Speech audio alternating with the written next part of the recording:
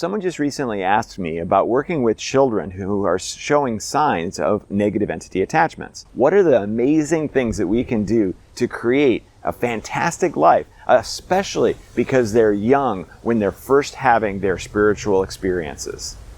So let's get started.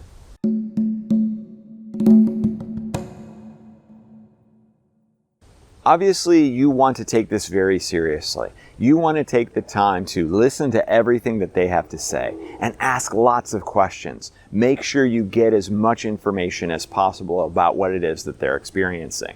If they're experiencing voices that are talking to them and they're saying negative things, you definitely want to pay close attention to that. If they are afraid at night because they're having very negative dreams, or they're waking up and they feel like there's a presence in the room, or they're having sleep paralysis, these are classic symptoms of a spiritual connection. So let's assume these are the types of symptoms that you're getting from a younger child.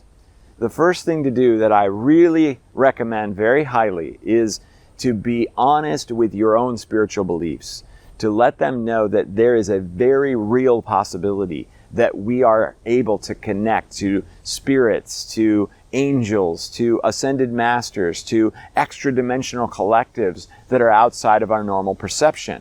And that this child is able to experience those things means they are highly connected to the spirit world, which is an amazing thing.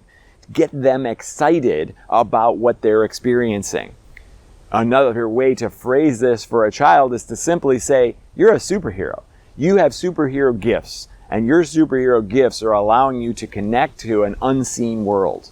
Many people won't understand, but that doesn't mean that they can't enjoy this experience throughout the rest of their lives. So even if the voices are negative, even if the imagery is negative, explain that it is now highly likely that they're going to be able to talk to angels and talk to ascended masters and be this incredible light for many other people.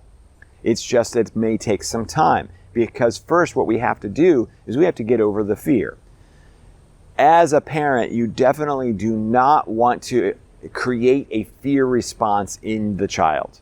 You do not want them to go to fear at all, because that's probably where they're going right now.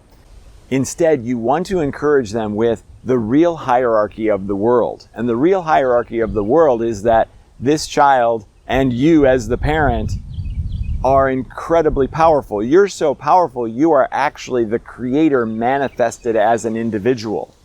As a creator manifested as an individual, you are way more powerful than any experience, no matter what the experience is. And that includes especially negative entity attachments or demonic possession or whatever terminology you or the child is using. I would much prefer you to use the terminology entity attachment or spirit attachment. Don't even use the word negative. Even though they might be hearing negative things, it isn't necessarily a negative experience. This is obviously an incredible experience. One thing that most spiritual teachers and energy healers will tell you to do is to create a bubble of protection around yourself to protect you from invading spirits. I do not endorse this, and I definitely would not endorse teaching a child this, because what this does is it teaches the child that they have something to be afraid of, that they have to protect themselves. The long-term result of getting over any negative entity attachment is to not be afraid, is to not have an energy of protection around you, a bubble of protection. You want to walk around going, hey, I'm so powerful, I'm not afraid of any entity. Come and get me, because I know that you don't even have a chance to bother me in any way. If you can instill this in a young child, they're going to have an easy time of it. I do want to also say that it isn't all that likely for children to have negative entity attachments. Usually this happens later in life, and often you can find a source or a moment in your childhood that will lend you to this. So if you have a childhood trauma, PTSD, CPTSD, spiritual trauma, there's any number of things that generally happens in childhood that results in a negative entity attachment later on. If a child has it, then it is important to resolve any traumas they might have, to dive in and see what could have happened, or you have probably a memory of what might have happened. And you can begin to work to resolve those things either by going to an energy healer like myself or using other methods that I'm sure that you can find online to help resolve those traumas. Another great thing that you can do is you can introduce them or connect them more with nature. Going out into nature, barefoot, enjoying the beauty of the trees and the birds and all that this incredible world has to offer, connecting with that and really feeling that and seeing that. And when a child is hearing a voice, that probably means that child can hear a voice from a tree or from the earth itself. So give them that opportunity to practice it. Practice short periods of meditation, whether that be just sitting in silence or actually begin to teach them the process of meditation. During that, have them connect with the ground, with the earth, with the trees, with nature.